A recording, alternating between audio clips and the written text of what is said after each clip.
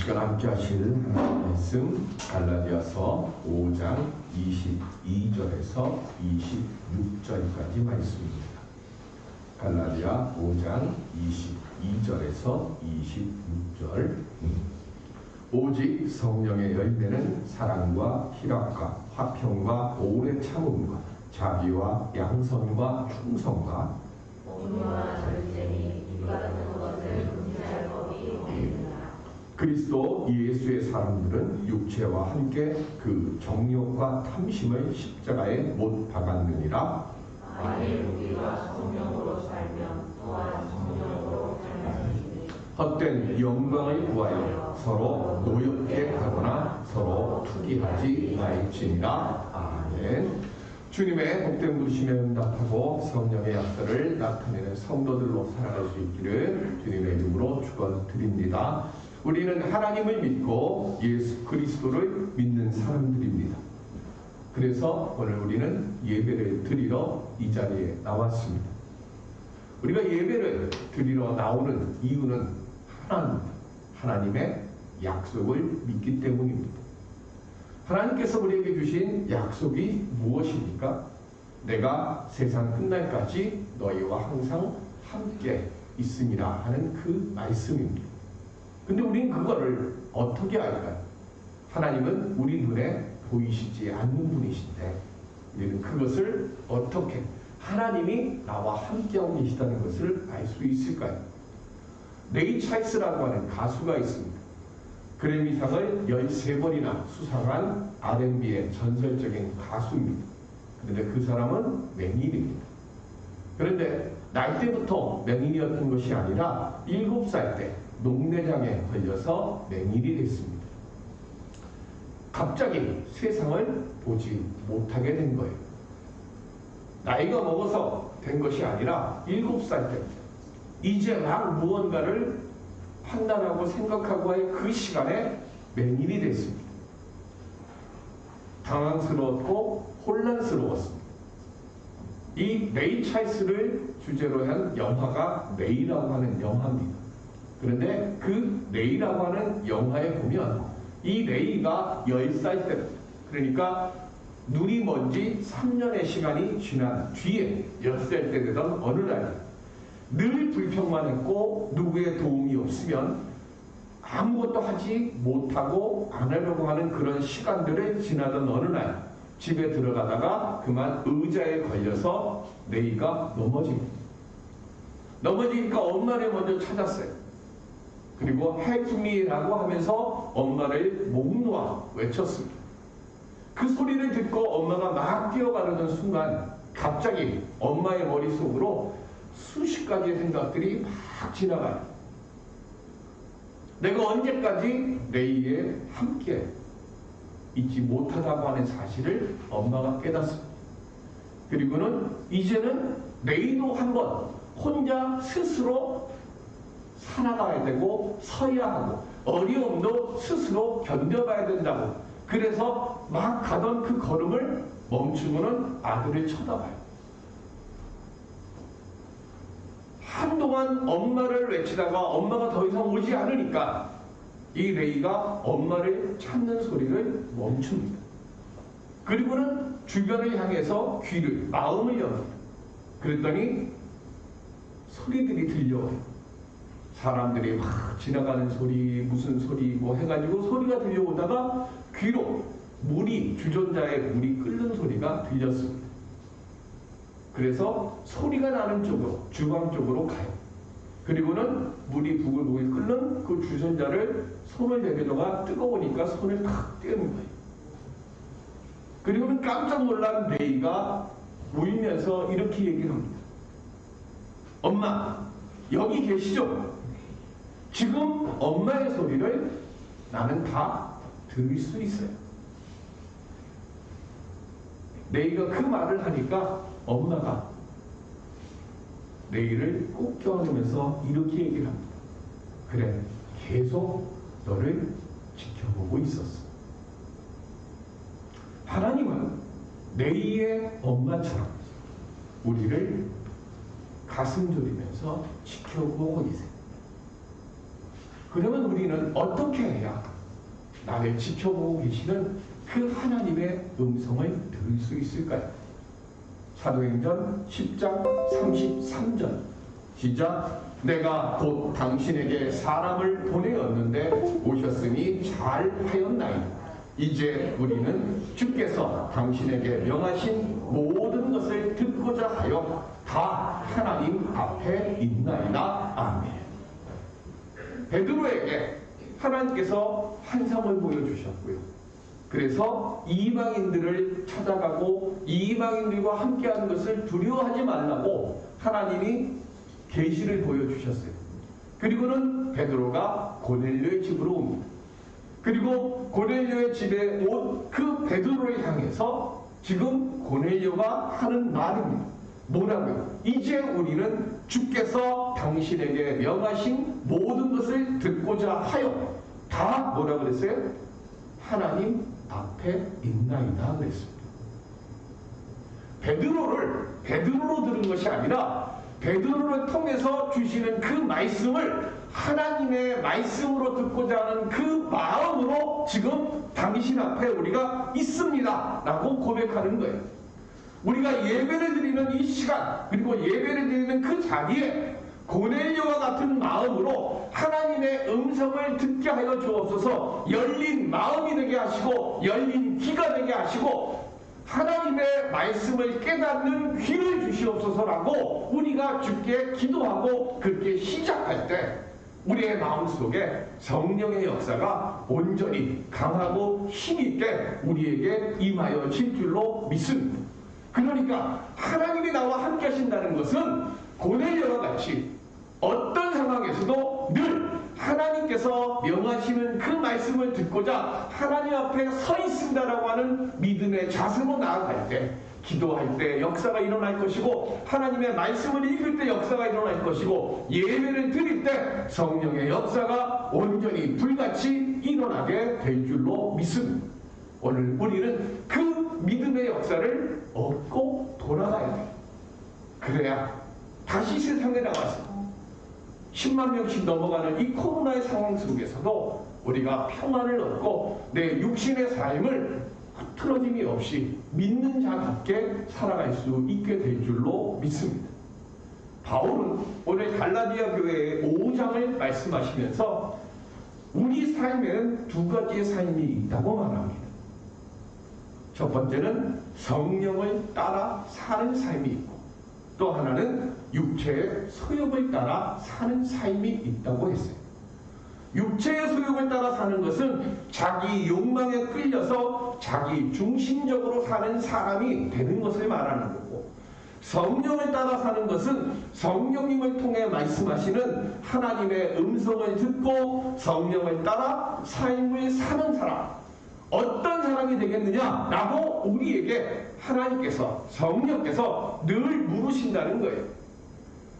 믿음으로 보면 세 종류의 사람이 이 세상에 있습니다. 첫 번째는 자연인이에요. 죄인이죠. 예수를 믿지 않는 사람이 있습니다. 두 번째는 육신에 속한 그리스도인이 있습니다. 육신에 속한 그리스도인, 이 말의 뜻은 뭐냐면 예수를 믿기는 하지만 자기의 욕심에 끌려 사는 사람을 말합니다. 교회 안에 예배를 드리고 있지만 성령의 인도하심과 성령의 이끄심을 듣지 못하는 사람이에요. 세 번째 사람은 성령의 이끄심을 따라 사는 사람입니다. 이 사람을 성경은 영에 속한 그리스도인이라고 합니다. 영에 속한 그리스도인은 누구를 얘기할까요? 제가 별로 이 말은 별로 좋게 생각하지 않지만 다른 사람들이 워낙 많이 쓰니까 주님을 인격적으로 경험한다라고 하는 이야기들이 많이 합니다.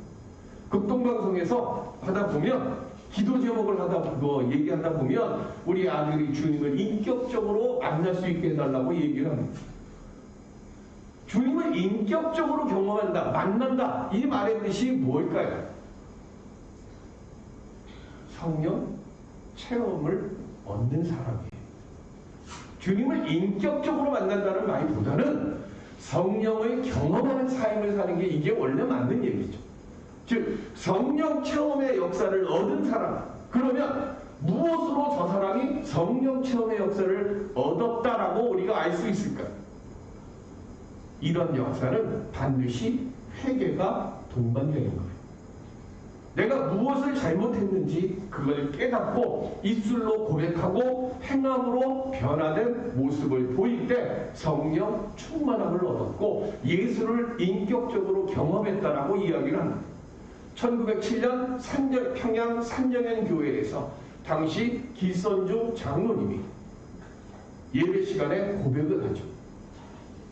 세상을 떠난 친구가 자기를 믿고 자기 가족들을 돌봐달라고 돈을 맡겼는데 그 중에 일부를 자기가 자기를 위해서 썼다.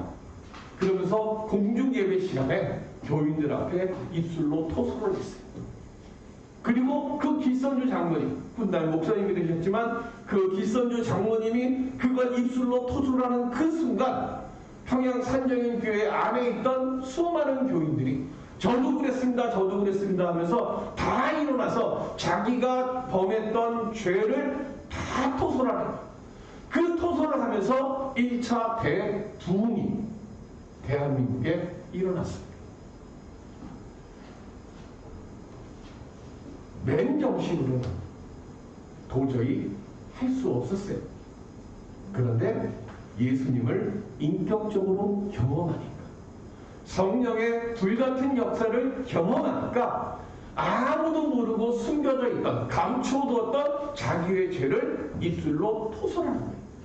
입술로 토설하다 보니까 그 토설하는 그것을 통해서 서로 뭐해? 가슴이 찔린 거예요. 가슴이 찔리면서 뭐 하는 거예요? 성령이 충만한, 성령이 이끄시는 그 은혜의 모습을 사람들 앞에 보인 거예요. 그러니까 교회가 변화되고 산정현 교회로부터 시작된 그 회개의 역사가 대한민국 전토를 뒤덮었습니다. 그게 1차 대부흥이었어요. 그런데 이렇게 성령 충만함은요, 한 번으로 끝나면 안 되는 거예요. 에베소서 5장 18절에 보면 시작. 술 취하지 말라. 이는 방탕한 것이니 오직 성령으로 충만함을 받으라. 아멘. 자, 성령으로 충만함을 받으라고 그랬는데 앞에 뭐라고 나왔어요? 술 취하지 말라. 왜 술 취한 거하고 성령 충만하고 왜 바울은 같이 써놨을까요? 알코올 중독자들은 눈만 뜨고 뭔가 생각만 나면 기나 내가 뭐를 찾아요? 술을 찾아요. 제가 서울역 앞에서 부목사로 있을 때 동네 그 교회 옵니다. 남대문 교회를 거쳐서 우리 교회를 거쳐서 제가 있던 교회를 거쳐서 후암동 교회를 거쳐서 그 지역에 교회가 10몇 개가 있어요. 근데 교회 바로 앞에 슈퍼가 있어요. 근데 그 슈퍼 사장님이 그 얘기를 해요. 목사님, 저 교회로 돈 좀 주지 마세요. 왜요? 그랬더니 제가 있던 교회가 마지막에 그 일대를 다 돌고 오면 우리 교회 있는 데가 마지막인데 우리 교회에서 돈 받아갖고 나와서 슈퍼에 가갖고 술을 산대. 그리고 어떤 사람은 잔돈을 다 모아가지고 그거를 지폐로 만들어서 가져간다는 거예요. 근데 뭐 돈 만들어 지폐로 가져가는 거에 좋은 건데 문제는 술을 다 사는 거예요. 10중에 9이 술을 사가지고 그 앞에서 술을 먹고 술병을 아무데나 팽개치면서 쓰레기 치우는 게 너무 힘들다.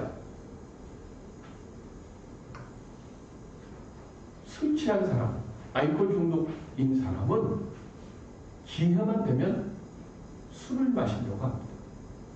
성령 충만함이 뭐냐면 바로 술에 취하는 사람처럼 매일매일 그렇게 술을 찾는 것처럼 성령을 사모하고 하나님의 말씀에 귀를 기울이며 성령이 이끄시는 대로 살아가려고 자기 자신을 스스로 쳐서 복종해야, 그래야 그 사람이 온전히 성령이 이끄시는 대로 사는 삶을 사는 사람이라고 하는 것을 말하는 거예요. 육체의 소욕을 따라 사는 사람들은 하나님의 나라를 유혹으로 받지 못하는 삶으로 끝이 납니다. 그러나 성령의 도우심을 받아서 몸의 악한 일을 죽이는 삶을 사는 사람은 영에 속한 사람이고 그 사람은 생명과 평안을 얻게 됩니다. 이런 자들에게는 성령의 열매가 맺혀진다고 했어요. 여기서 열매라고 하는 말은 헬라어로 카르포스입니다. 이 말의 뜻은 뭐냐면 은혜와 은사와 은총은 하나님께서 우리에게 그냥 값없이 주시는 거예요. 우리에게 선물로 주시는 거예요. 은혜, 은사, 은총. 그런데 이거는 일방적으로 주시는 거예요. 그런데 그 은혜나 은사나 은총을 받은 우리들이 성령의 인도하심과 동시에 우리의 몸의 행위가 동반돼서 이 삶 속에서 무언가 나타나야 되는 거예요. 그게 열매라는 거예요. 그게 카르포스. 어떤 열매를 맺으라고 했습니까? 우리 잘 아는 9가지 열매. 첫 번째는 사랑입니다. 이 사랑은 예수 그리스도가 우리를 위해서 십자가에서 대속의 죽으심을 당하신 그 사랑을 말합니다. 그것과 동시에 그래서 어떻게 하는가 하면 그 희생적이고 헌신적인 사랑의 모습을 가지고 우리가 시작해야 돼요. 사랑이 시작이에요. 두 번째가 희락입니다.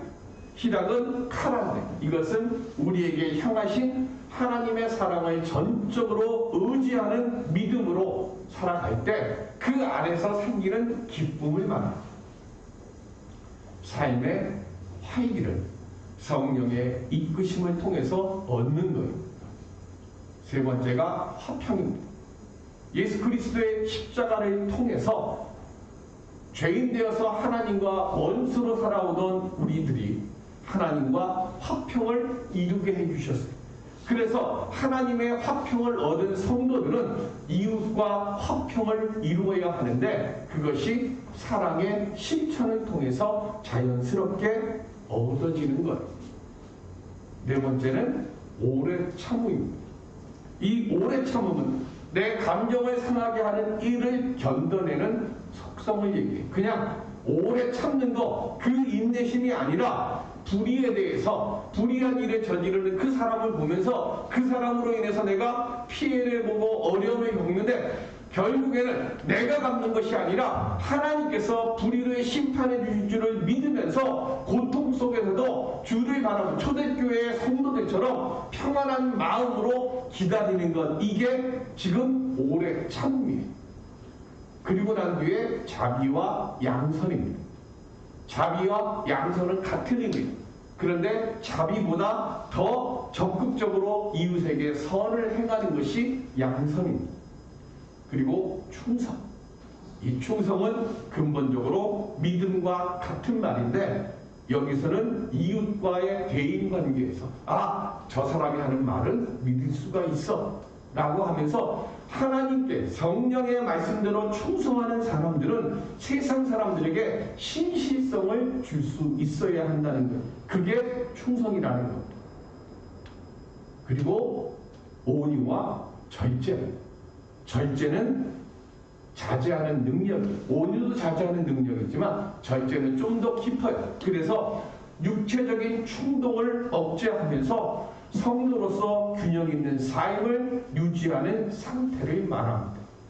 그런데 이 절제가 성령의 9가지 열매를 이 세상을 살아가면서 우리들이 현실적으로 가능하게 만드는 결론적인 덕목이 바로 절제라는 것. 사랑에서 시작해서 지나가는 그 모든 과정을 성령의 충만한 받음을 받은 사람이 이 세상에서 드러낼 수 있는 것이 바로 절제라는 것. 그러니까 절제함의 모습이 있어야 저 사람은 성령 충만을 받은 사람이야, 예수를 인격적으로 경험한 사람이야 라고 인정받을 수 있다는 것을 말합니다. 그렇게 성령의 열매를 얻은 사람은 어떻게 되는가 하면 본문 24절에 보면 그리스도 예수의 사람들은 이렇게 써놨어요. 성도들이라고 안 썼고요. 그리스도 예수의 사람들이라고 썼습니다. 왜 성도라고 쓰지 않고 그리스도 예수의 사람들이라고 했을까요? 여러 번 말씀드렸어요. 예수 그리스도, 그리스도 예수 다르다고 했어요. 예수 그리스도는 뭐예요? 인간 예수님을 통해서 그리스도를 믿게 되는 거예요.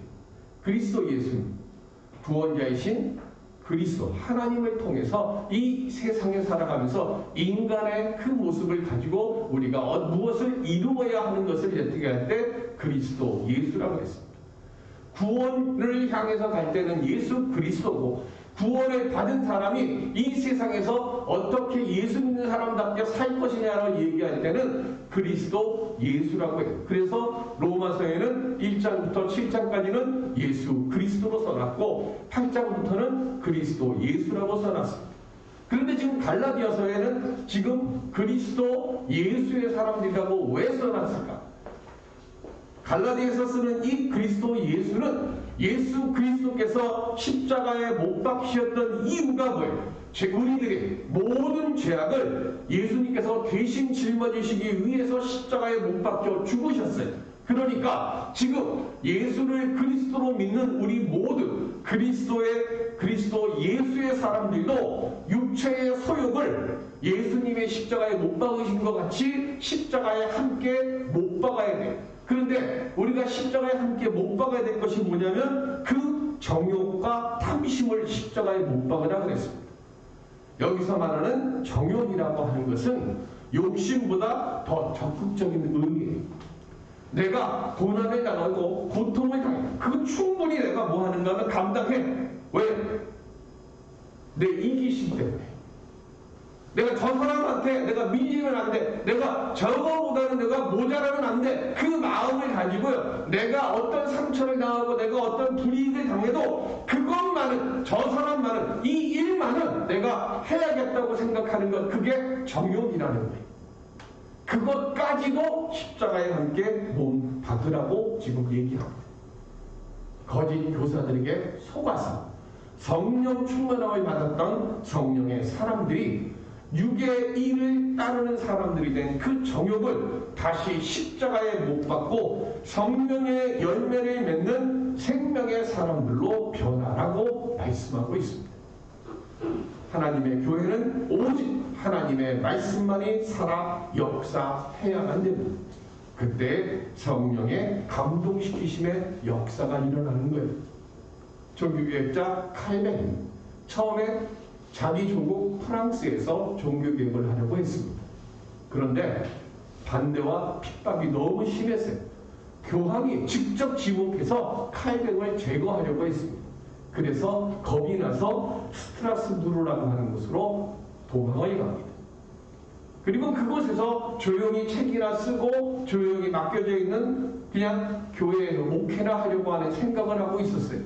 그런데 그때 파렐이라고 하는 사람이 칼뱅을 찾아옵니다.